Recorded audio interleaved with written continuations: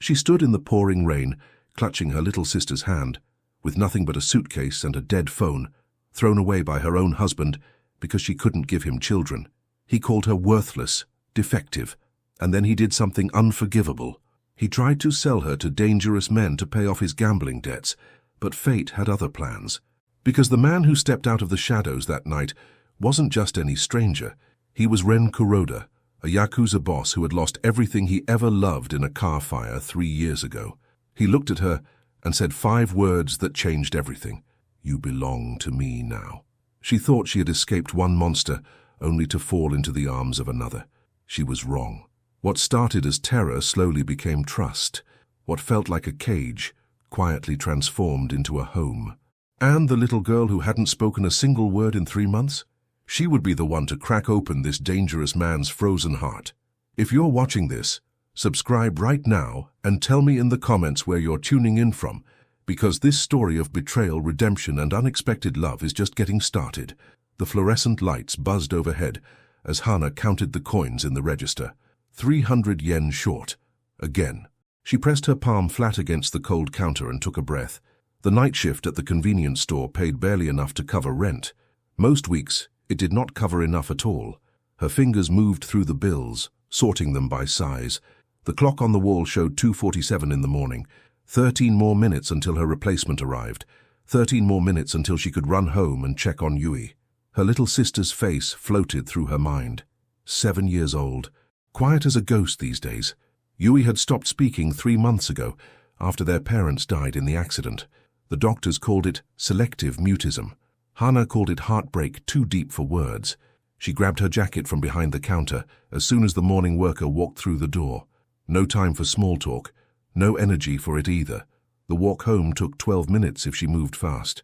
She always moved fast now. The apartment building rose grey and tired against the night sky. Paint peeled from the railings.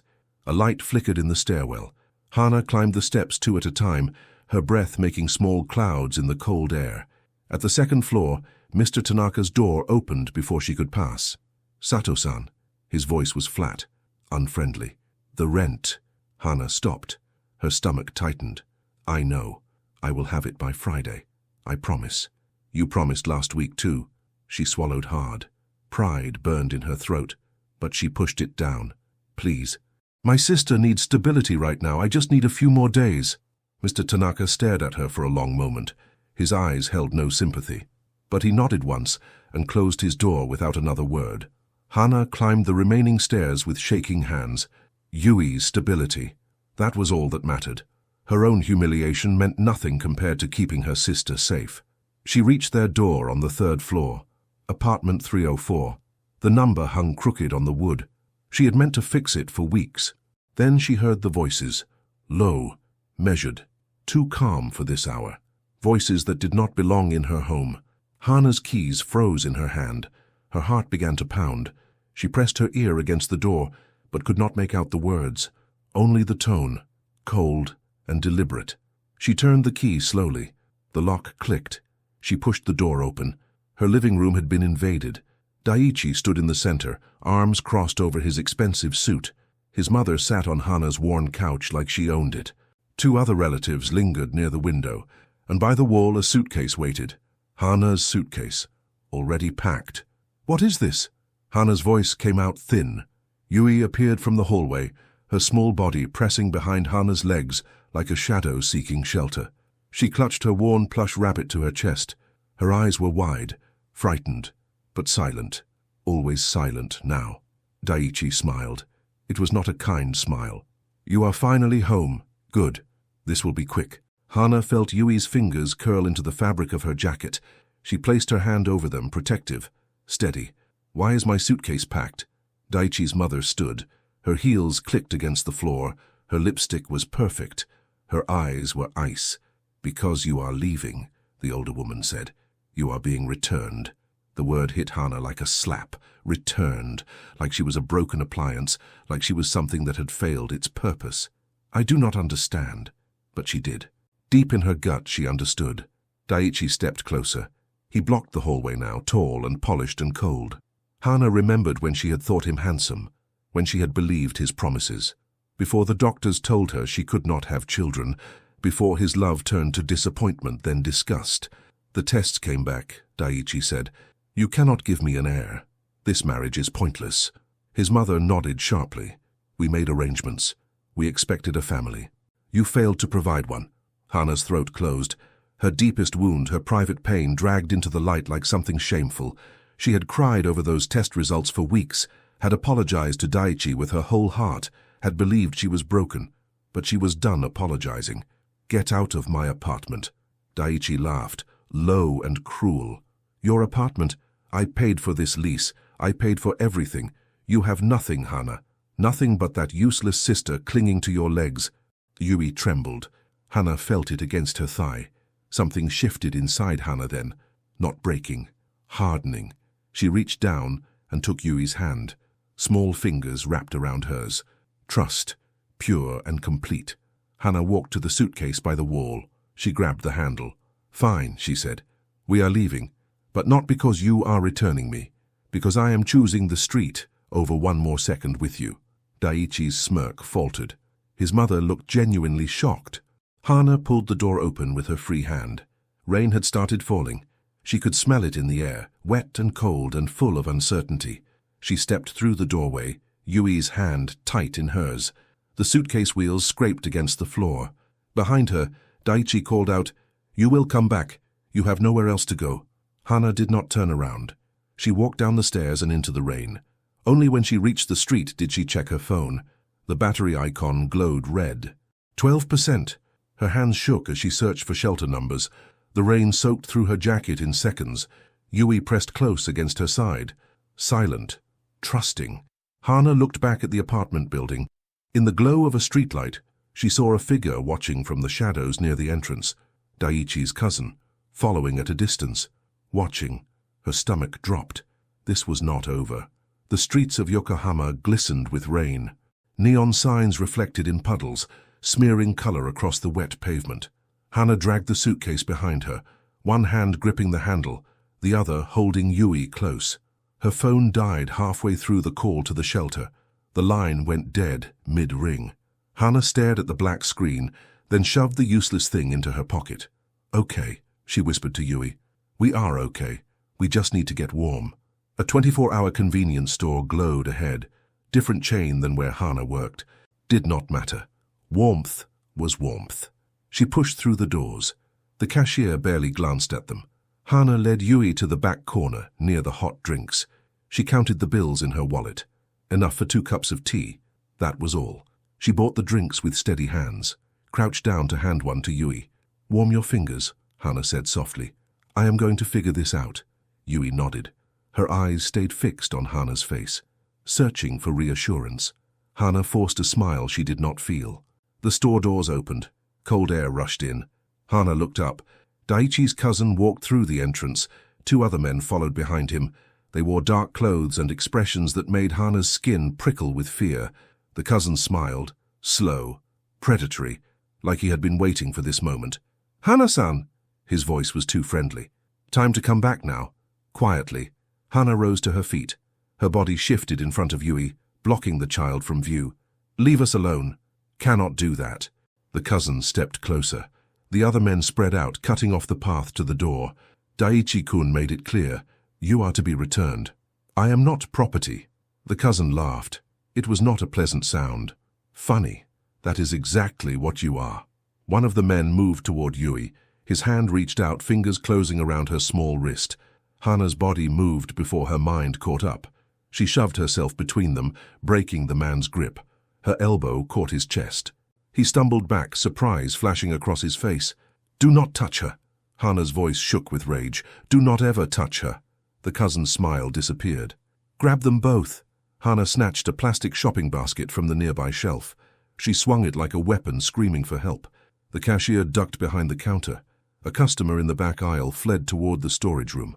No one was coming. No one cared. One of the men caught her arm. Pain shot through her shoulder. Yui's eyes went glassy with terror, her mouth opening and closing without sound. Then the store doors opened again. The air changed. Hana felt it like a shift in pressure before a storm. A man entered, tall, broad shoulders beneath a black coat. He moved with controlled steps, unhurried, as if the chaos before him was beneath his concern. His face was sharp, handsome in a dangerous way. His eyes swept the scene once and stopped on the men holding Hana. The cousin turned. His face went pale. Kuroda-san. That name meant something. Hana saw it in the way the other men stiffened, the way their grips loosened, the way fear replaced their confidence. The tall man, Kuroda, did not raise his voice. He simply spoke. One quiet command. Release her. The hands dropped from Hana's arms. The man near Yui stepped back as if burned.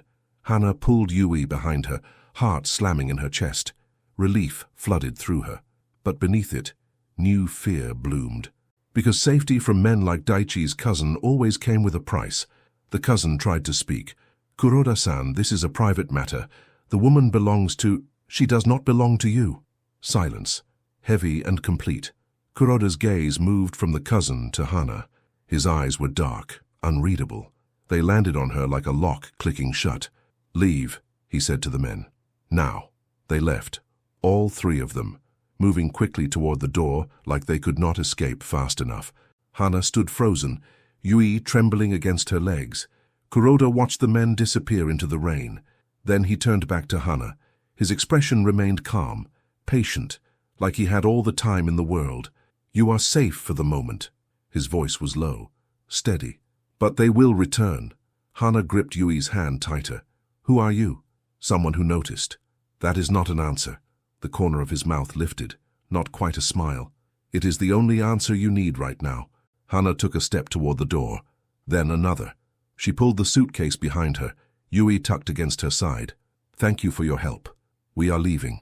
Kuroda did not try to stop her. He simply watched.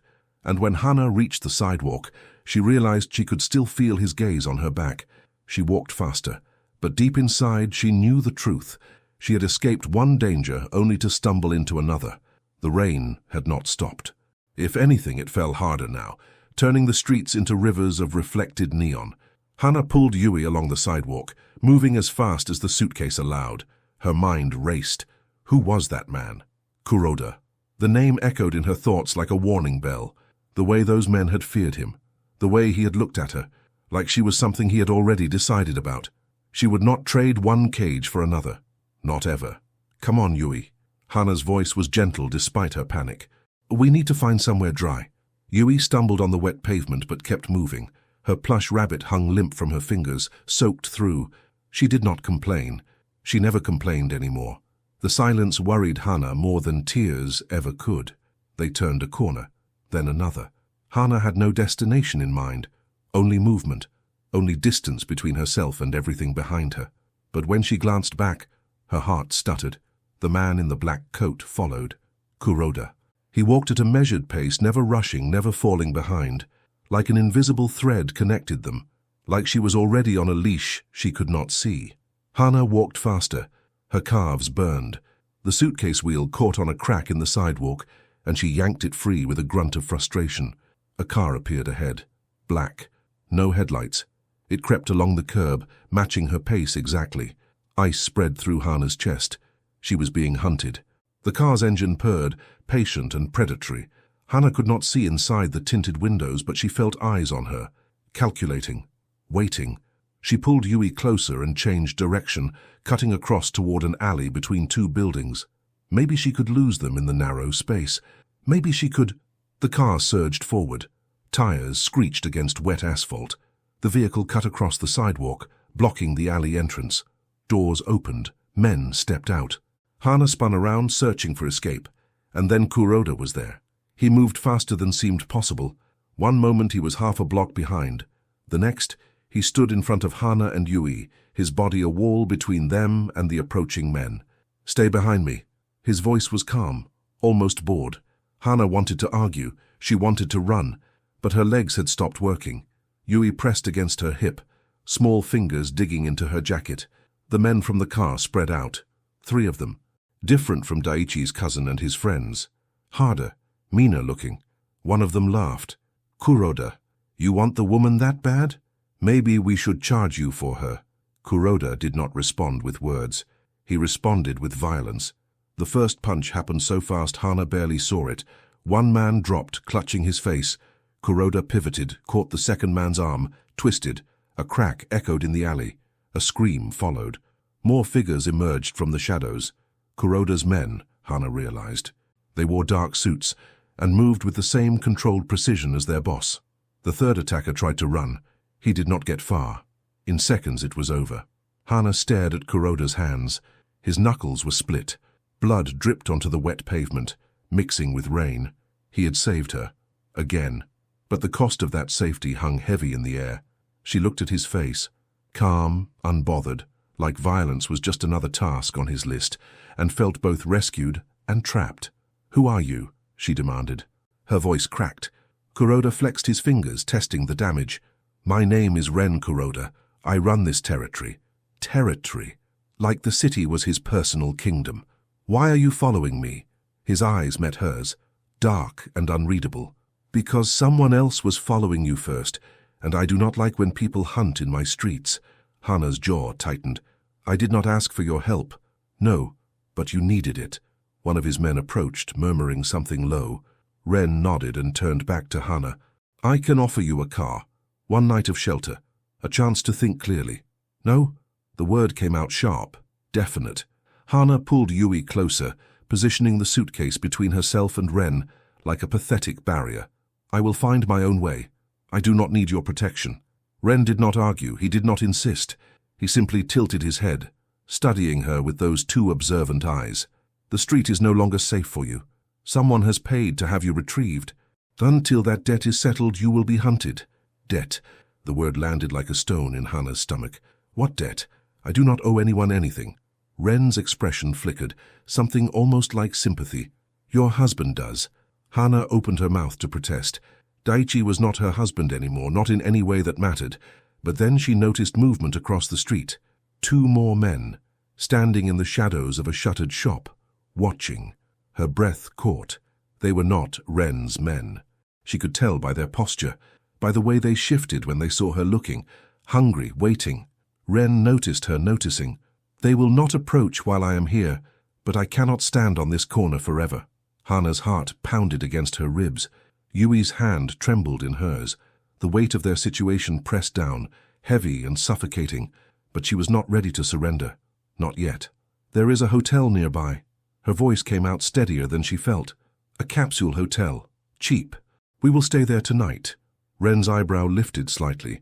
"As you wish." He did not try to stop her when she walked away, but she felt his gaze following her, and somehow that was worse.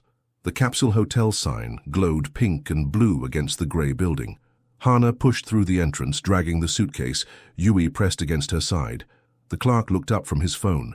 Bored eyes swept over Hana's wet hair, her rumpled clothes, the silent child clinging to her jacket. "One capsule," Hana said. "Just for tonight." The clerk's gaze drifted to the window. His expression changed. Fear crept into his eyes. Hana followed his look. The men from across the street. They had followed. They stood outside the glass doors now, making no effort to hide. One of them smiled and waved, mocking. The clerk shook his head. "Sorry. Full. You have a vacancy sign in the window. Broken sign. No rooms." Hana's composure cracked. "Please. I have a child with me. We have nowhere else to go." The clerk's face hardened. "Not my problem. Leave." Hot tears pricked Hana's eyes. Exhaustion crashed over her like a wave. She had been awake for over 20 hours. Her body ached. Her spirit ached worse. "Please." A shadow fell over her. Ren stepped inside the hotel. He did not touch Hana, did not speak to her. He simply moved between her and the window, blocking the view of the watchers with his broad shoulders. Of course he had been there all along. Of course he had followed. "The lady needs a room." Ren's voice was soft, polite, terrifying. The clerk went pale. "Kuroda-san, I did not realize she was with you." "She is. Find her a room." Seconds later, a keycard appeared on the counter. Hana stared at it. Her anger bubbled up, fresh and fierce. She hated needing this man, hated that her independence had crumbled so quickly, hated that the world had cornered her into this impossible choice. Yui tugged at her sleeve. Hana looked down. Her little sister's face was grey with exhaustion. Dark circles shadowed her eyes. She swayed slightly on her feet, barely standing. As Hana watched, Yui's body leaned toward Ren's coat sleeve, just for 1 second, like she was seeking warmth, safety. Then she jerked back, as if remembering that affection was dangerous, that trusting adults only led to pain. Hana's heart shattered a little more. She reached for the key card, but Ren's hand got there first. No. His voice was quiet but absolute. This place is not safe. The men outside will wait. They will watch for when I leave, and then they will come for you. I can take care of myself. Tonight you cannot. Hana's fists clenched. I am not some prize to be collected. Ren studied her face. Something shifted in his expression. The cold calculation softened by 1 degree. I know, he said, but right now you are being treated like one. The only question is whether you will let me help you survive the night, or whether you will let pride kill you both. The words hung between them. Brutal, honest. Outside, one of the watching men lit a cigarette. The orange glow illuminated his smile. Hana looked at Yui, at her trembling shoulders, at the way she clutched her wet rabbit like it was the only thing keeping her anchored to the world. Her pride meant nothing if Yui got hurt. Fine. The words scraped her throat raw. One night. Ren nodded. He turned toward the door and a black car pulled up to the curb as if summoned by thought alone. He opened the back door and stepped aside, waiting. Hana picked up the suitcase, took Yui's hand, walked toward the car. You are coming with me tonight, Ren said as she passed. His voice was calm as a sentence already written, already decided, whether you like me or not. She climbed into the car without answering, because she did not like him, and she suspected he knew that. And somehow, impossibly, that made her trust him more than if he had tried to charm her. The car moved through the city like a ship through dark water. Hana sat rigid against the leather seat, Yui tucked against her side. City lights smeared across the window, bleeding color through the rain. They looked like tears. She would not cry. She had cried enough for one lifetime. Ren sat across from them, silent, still. His eyes watched the passing streets, but Hana sensed his attention never truly left her. Ask, he said finally, whatever you want to know. Why me? Ren's gaze shifted to meet hers. Because your husband tried to trade you. The words hit like a physical blow. Trade. Like she was cattle. Like she was currency. What do you mean? Daiichi Sato owes money to dangerous people. Not my people. Others. When he could not pay, he offered you instead. Ren's voice remained flat, clinical, like he was reporting the weather. He approached several parties. I was one of them. I refused. Hana's stomach lurched. You refused. I do not buy women. Then why are you helping me? Ren was quiet for a long moment. The car turned onto a wider road, heading away from the city center. Because others did not refuse, and because when I refused, Daiichi told them you were available. Now everyone thinks you are a prize to be claimed. Rage surged through Hana's chest, hot and bitter, and aimed at a man who was not even present to receive it. Daiichi had thrown her away like garbage, then tried to sell her like property. Her infertility had made her worthless to him, and when worthless things could not be used, they could still be traded. I will destroy him. Her voice shook. Perhaps. But first, you need to survive. The car slowed. Iron gates appeared ahead, tall and imposing against the night sky. They opened smoothly as the car approached, closing behind with a heavy finality that made Hana's skin prickle. She was inside now, past the barrier, in Ren Kuroda's territory in a way she had not been on the streets. The estate sprawled before them, traditional architecture mixed with modern security, gardens dark with shadow, lights glowing warm behind paper screens, and in the corner of the yard, barely visible in the darkness, a child's swing set, unused, waiting. The chains hung still despite the wind. Hana stared at it. Something about that swing set made her chest ache. It spoke of loss, of absence, of a grief too large to name. Ren followed her gaze. His jaw tightened almost imperceptibly. Welcome to your temporary home, he said. His voice had changed, colder now, more guarded. He stepped out of the car and waited for Hana to follow. But before she could move, he leaned back in, his eyes locked with hers, dark and certain and inescapable. You belong to me now, he said quietly. Not because I bought you, not because anyone traded you, but because I have chosen to protect you. And in my world, that means you are mine. The car door closed. Hana sat frozen, Yui pressed against her side. staring at the swing set through the rain-streaked window. Somewhere in this beautiful prison, a child had once played, and now only ghosts remained. Morning light filtered through paper screens, painting soft patterns on the floor. Hana woke with a start, her body tense against the unfamiliar bed. She was still on top of the blanket, still wearing her shoes. Her fingers had curled around Yui's small hand sometime in the night and had not let go. For a moment, she did not remember where she was. Then it all came rushing back. Daichi, the rain, the men, Ren Kuroda's voice saying words that still echoed in her skull. "You belong to me now." Hana sat up slowly, careful not to wake Yui. The guest room was beautiful, traditional. A low wooden table near the window, fresh flowers in a simple vase, everything tasteful and expensive and utterly foreign. She looked at the door, unlocked from the inside. She had checked it 3 times before finally closing her eyes last night. No lock had clicked into place. No guard had stood outside. She was free to leave, but leaving meant walking back into the storm. A soft knock interrupted her thoughts. The door slid open to reveal an older woman carrying a tray. Grey hair pulled back in a neat bun, kind eyes that assessed Hana without judgment. "Good morning?"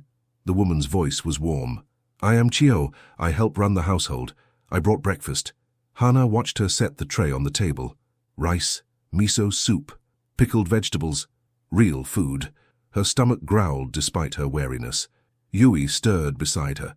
Small eyes blinked open, unfocused at first, then sharpening with fear as she remembered she was not home. Chio knelt beside the bed. Her movements were slow, deliberate, non-threatening. "Hello, little one." She spoke gently like she was addressing a wild bird. "Are you hungry? I made the soup mild, not too salty." Yui watched her like a wary animal, silent, unblinking. Hana's heart ached. "Thank you for the food, but we will be leaving soon." Chio's expression did not change. "Of course, but perhaps eat first? Kuroda-san wishes to speak with you before you go." Not a request, not quite an order either. Something in between. A man appeared in the doorway. Tall, broad, his face was scarred on one side, but his eyes held a steadiness that spoke of competence rather than cruelty. "Masaru," Chio said by way of introduction, "he will escort you to the dining room when you are ready." Hana felt the hierarchy pressing down on her, the polite words, the unspoken expectations. She was inside a machine now, and the machine had rules she did not fully understand. She fed Yui first, small bites of rice, careful sips of soup. Then she straightened her rumpled clothes, ran fingers through her tangled hair, and faced Masaru with her chin raised. "I am ready." He led her through corridors that smelled of wood polish and incense. Servants moved past with lowered eyes. Everything was clean, ordered, controlled. The dining room waited at the end of the hall. Sunlight poured through tall windows, illuminating a long table set for 2, and at the head of that table, Ren sat with a cup of tea. He looked like he had been awake for hours, maybe days. His suit was fresh, his hair neat, but something in his eyes spoke of sleepless nights and decisions made in darkness. "Sit," he said, not unkind, but definite. Hana remained standing. "I am leaving today with Yui." Ren set down his cup. "You are free to go." The words surprised her. She had expected arguments, commands, not this quiet acceptance. "But," he continued, "the people hunting you will follow. They are patient. They are thorough, and they do not care about your pride or your independence. They only care about the debt your husband promised to pay with your body." Hana's jaw tightened. "You are using fear to control me." "No." Ren's gaze held hers. "Fear is already there. I am simply the wall standing between it and you. Whether you stay behind that wall is your choice." Silence stretched between them. Outside, birds sang in the garden. Inside, the air felt heavy with unspoken truths. Hana thought of Yui, of the trembling in her small body, of the way she had reached toward Ren's coat last night, seeking warmth from a stranger because all the familiar places had become dangerous. 1 week. Hana's voice came out harder than she intended. 1 week to find a safer option. Then we leave. Ren nodded. Agreed. I want my own phone, access to the outside, the ability to contact whoever I need. Done. Too easy. Hana waited for the catch. 1 condition, Ren said. You do not leave the grounds alone. When you go outside these walls, someone goes with you. There it was, the leash hidden inside the freedom. But she understood the logic. Hated it, but understood. Fine. Ren rose from the table. For a moment he looked almost human, almost tired, almost like a man carrying too many burdens. Chio will provide anything you need. Masaru will answer your questions about security. He paused at the doorway. And Hana? I meant what I said last night, but perhaps I said it poorly. You belong to no one but yourself. I simply intend to make sure you survive long enough to prove that. He left before she could respond. The phone Chio gave her was new, expensive. Hana stared at it for a long moment before making her first call. The women's shelter answered on the third ring. A tired voice explained that all beds were full, had been full for weeks. They could put her on a waiting list. Maybe something would open in a month or two. Hana hung up and tried another number. Yuki from the convenience store. They had worked night shifts together for 6 months, shared complaints about rude customers, laughed about nothing during slow hours. Hana? Oh God, I heard what happened. Are you okay? I need help. Hana kept her voice steady. Just a place to stay. A few days while I figure things out. Silence on the other end. Too long. Too heavy. I want to help. I really do. But there are men asking about you. They came to the store last night. They knew my name, Hana. They knew where I lived. Hana closed her eyes. I am sorry. I am so sorry. But I cannot get involved. Please understand. The call ended.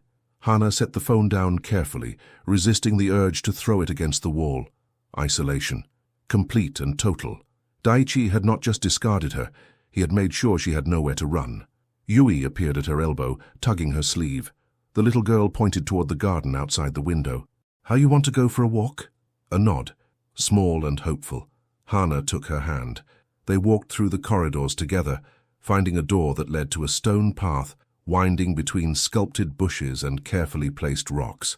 The garden was beautiful, peaceful, a perfect cage dressed in flowers. Hana headed toward the far gate, the one that led beyond the walls. Beyond this place. Masaru appeared from nowhere. He did not touch her, did not speak at first. He simply stood in the path, blocking the way. Move. Hana's temper flared. I cannot do that. I said move. And I said I cannot. Footsteps behind her. Hana turned to find Ren approaching, his expression unreadable. Masaru, step back. The guard hesitated, then obeyed. Ren stopped a few feet from Hana. His eyes moved to Yui, softening by one fraction. You want to walk beyond the walls? I want to breathe air that does not belong to you.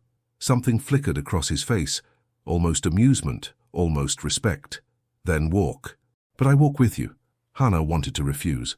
The words sat on her tongue, bitter and ready, but Yui was already looking at the gate, already hoping. Fine.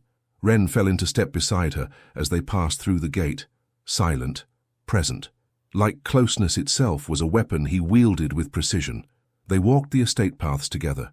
Guards bowed as Ren passed. Staff averted their eyes. The machine moved around them, perfect and terrible. Ren showed her the cameras, the patrol routes, the checkpoints and signals. Not the dark business that funded all of it, just the practical measures that kept the walls secure. It felt personal, intimate in a way that made Hana uncomfortable. They turned a corner, and Hana caught sight of a corridor she had not noticed before. A rope barrier stretched across the entrance. Beyond it, shadows and the faint scent of incense. Ren's posture changed. His shoulders drew tight, his jaw hardened. He said nothing, but his silence spoke volumes. That night, Hana woke to the sound of small feet padding against the floor. She sat up. The bed beside her was empty. Yui? No answer. Of course, no answer. Hana rose quickly, her heart pounding.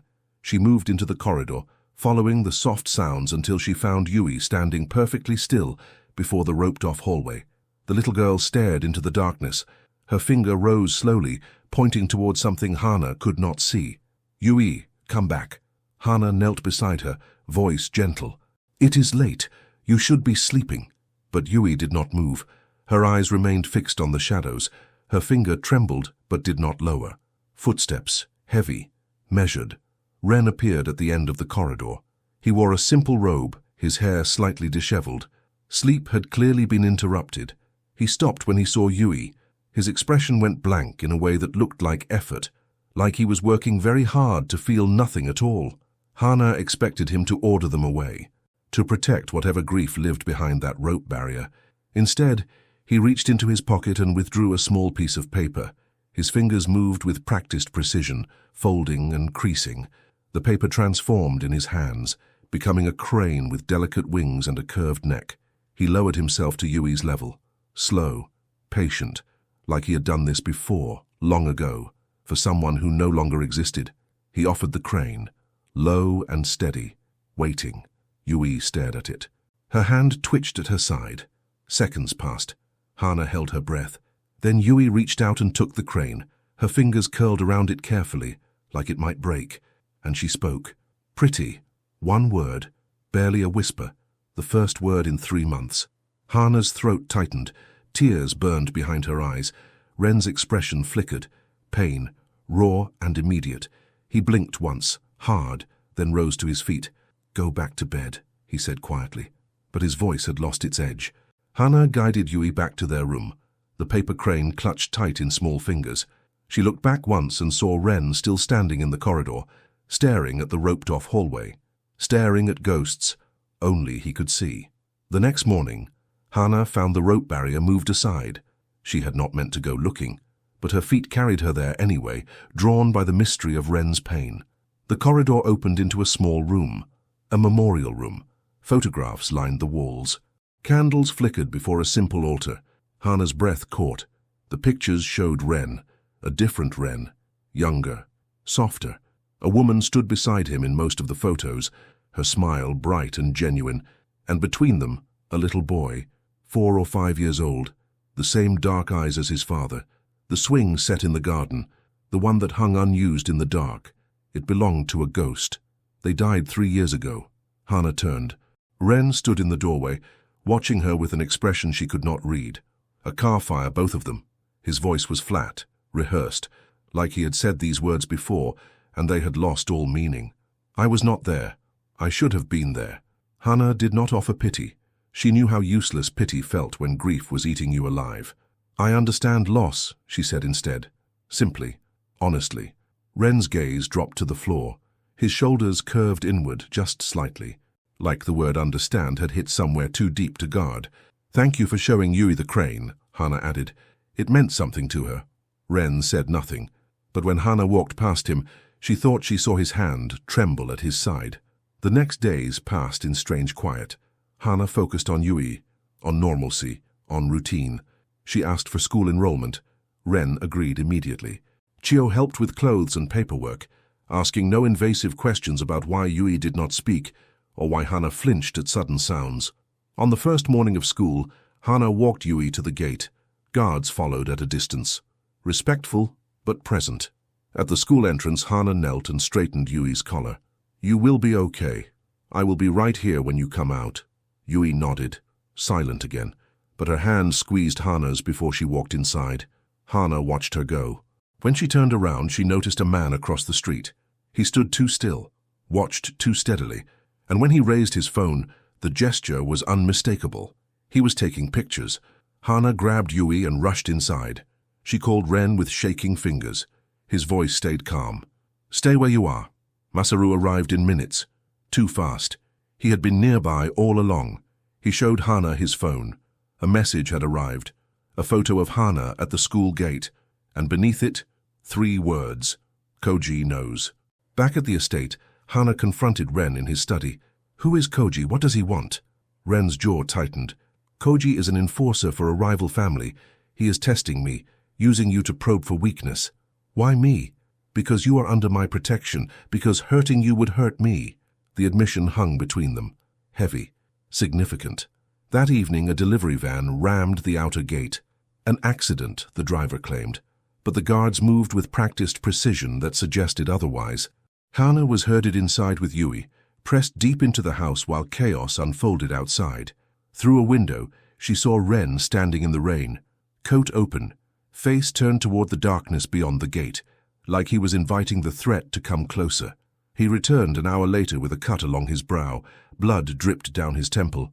Pack your things, he said flatly. You and Yui are moving deeper into the estate. Tonight. Why? His eyes met hers, dark and certain and tired. Because Koji has stopped watching. He has started probing. And the next time he reaches for you, I will not be standing between.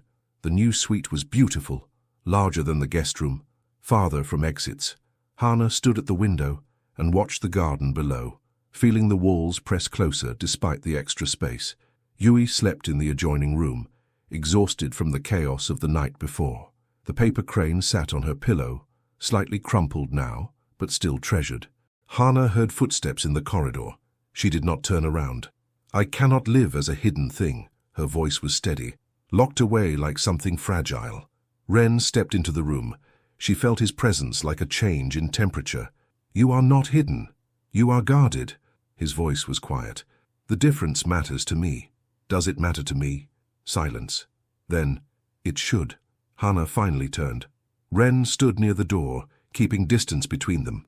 The cut on his brow had been cleaned and bandaged. He looked tired, human. I did not ask for this life, she said. Neither did I. Something flickered in his eyes. We do not always get to choose what finds us, only how we survive it. He left before she could respond. His footsteps faded down the corridor, leaving her alone with thoughts she did not want to examine, because the truth was complicated. Her fear of Ren had shifted, tangled with something else, something that felt dangerously like attraction, and that realization made her angrier than all his rules combined. Later that evening, Hana found a new phone on her nightstand. She picked it up and scrolled through the contacts. One name, Ren. She checked his contact list out of curiosity. Her name appeared there too. Not asset, not girl, just Hana. Simple, personal, intentional. She set the phone down and stared at the ceiling until sleep finally came. The estate kitchen was large and gleaming. Professional equipment lined the counters. Everything in its place, perfect, untouched. Hana changed that. She found rice in a cabinet, miso paste in the refrigerator, simple ingredients for simple food, the kind of food that meant comfort. That meant home. Yui sat at the small table, watching Hana's hands move through the familiar motions, washing rice, heating broth, stirring slowly. This kitchen did not belong to Hana, but she made it belong anyway. Footsteps. She did not need to turn to know who stood in the doorway. Ren entered quietly. He watched her hands for a long moment before speaking. You cook. Everyone cooks. Some just forget how. She filled a bowl and set it before him without asking if he wanted it. A challenge. A test. Ren sat. He lifted the spoon. He ate without critique, without comment. Like accepting care was harder than giving orders. Yui watched the exchange with wide eyes. Her gaze moved between Hana and Ren, calculating something in her silent way. Hana set down her own spoon. I have a condition. Ren waited. No more you belong talk. Not in front of Yui. Not where she can hear. Hana kept her voice firm. She has already learned that adults cannot be trusted. I will not teach her that possession is the same as love. Ren's expression did not change, but something shifted behind his eyes. Agreed. The ease of his acceptance startled her. She had expected argument, negotiation. Instead, he simply nodded and returned to his soup. That night, Hana could not sleep. She walked the corridors, careful to avoid the guards, until she found herself near the garden doors. Moonlight spilled across the stones outside, and there, standing before the swing set, was Ren. He did not move, did not acknowledge her approach, just stared at those empty chains like they held answers to questions he could not stop asking. Hana stepped closer.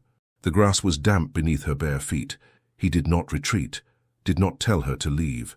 Hana, just her name, spoken low, like it cost him something to say it. She stood beside him in the darkness, and neither of them spoke again. But the silence felt different now, shared instead of lonely.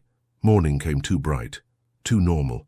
Hana walked Yui to school with guards at a respectful distance, far enough to feel like freedom, close enough to remind her it was not. She hated needing them, but she hated the alternative more. The school day passed without incident. Hana waited at the gate during pickup, watching parents collect their children, normal families living normal lives, a world she had once belonged to. Yui emerged from the building, small and serious. Her teacher walked beside her, smiling at something another parent had said. Then the commotion started. Someone screamed. Cars honked. A delivery truck lurched onto the sidewalk, scattering pedestrians. Hana turned just in time to see a man shove Yui's teacher aside. His hand reached for Yui's arm. Her body moved before her mind caught up. She yanked Yui backward, putting herself between her sister and the attacker. Her keys were in her hand. She drove them into the man's reaching fingers with all her strength. He howled. Blood welled between his knuckles. Pain exploded in Hana's wrist as he grabbed it, twisting hard, but she did not let go, would not let go. Then hands seized her from behind. The van door slid open. Darkness waited inside. Someone was pulling her backward, dragging her toward that darkness, and Yui's gasp cut the air like a blade. Soundless, terrified, a little girl watching her whole world get ripped away again. Hana fought. Teeth, elbows, nails. She twisted so hard her sleeve tore from her jacket, but she was not fighting to escape. She was fighting for time. "Go!" She mouthed the word at Yui with her whole face. "Go!" One of Ren's guards appeared from the chaos. He scooped Yui into his arms and ran, disappeared into the crowd, alive, safe. That was all that mattered. The van door slammed shut. Darkness swallowed Hana whole. Ren was in his study when the call came. Masaru's voice, clipped, professional, but beneath the words something close to fear. They took her. 3 words. The world stopped spinning. Ren set down his pen. His hand was steady. His heart was not. He stood, moved toward the door, every step deliberate, every breath controlled. Something inside him had broken, but it broke cleanly into purpose rather than rage, into devotion rather than destruction. He had buried a wife, a son. He had sworn never to bury another person he cared about. Today, he would keep that promise. The van smelled like oil and fear. Hana's wrists burned where they had been bound. Her head throbbed from hitting the floor, but she was still breathing, still thinking, still fighting. She counted seconds, listened to the road beneath the wheels, tried to memorize the turns, voices in the front, 2 men laughing about something, laughing about her. Then the van lurched, hard. Tires screamed, metal crunched. The vehicle spun once, twice, then stopped with a shuddering groan. Silence, then chaos. The back doors tore open. Light flooded in. Hana squinted against the brightness and saw Ren. He was covered in rain. His suit was torn. His knuckles were raw and bloody, but his eyes held something she had never seen before. Not rage, not cold calculation. Relief, pure and overwhelming and absolutely terrifying in its intensity. He pulled her from the van. Her bound hands caught against his chest as he lifted her out, and then his arms were around her, crushing her against him, his whole body shaking. "You are alive." His voice cracked. "You are alive." Hana could not speak, could not move, could only stand there in the rain, feeling his heart pound against hers, understanding for the first time that his possessiveness had never been about ownership. It had been about terror, about losing again, about burying another person he had dared to care about. "I am here," she whispered. "I am here." Back at the estate, Chio checked Hana for injuries. Bruised wrists, a bump on her head, nothing permanent. Yui clung to Hana's waist, small fingers digging into her shirt. She had not made a sound since the attack, but her eyes were wide, watchful, drinking in every detail of Hana's face like she needed to memorize it. Ren stood in the doorway. Blood still stained his collar. His eyes were too bright, like he was holding himself together through sheer will. Hana expected him to tighten control, to lecture her about risk, to punish her independence with new rules and restrictions. Instead, he turned away.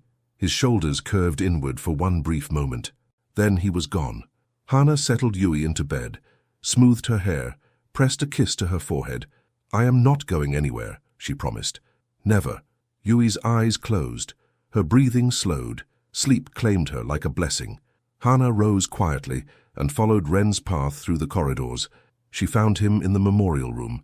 He knelt before the altar, his palm pressed flat against the photograph of his son. His shoulders heaved with breaths that sounded like sobs, but his eyes were dry, like he had forgotten how to cry, like grief had become too familiar for tears. Hana knelt beside him. She did not ask permission, did not wait for acknowledgement. She placed her hand over his. Steady, present. He flinched, then allowed it. I cannot bury another family. His voice was raw, broken. I cannot do it again. Family.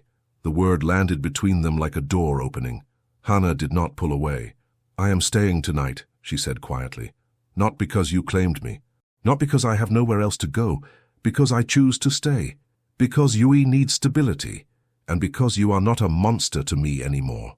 Ren's hand turned beneath hers.